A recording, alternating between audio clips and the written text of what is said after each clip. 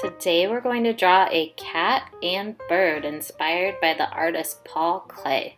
Let's begin.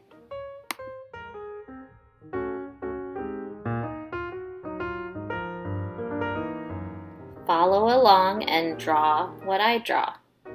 If at any time I go too fast, remember you can always pause the video.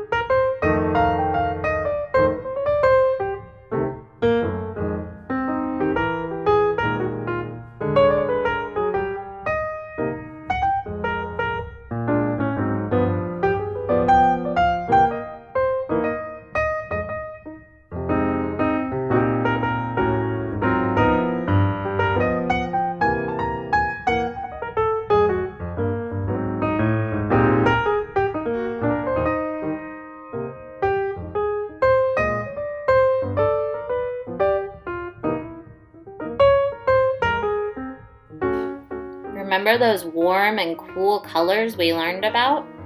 We're going to choose warm or cool colors to color in our cat and bird. I chose cool colors for my cat and bird, and I'm going to save my warm colors for the background.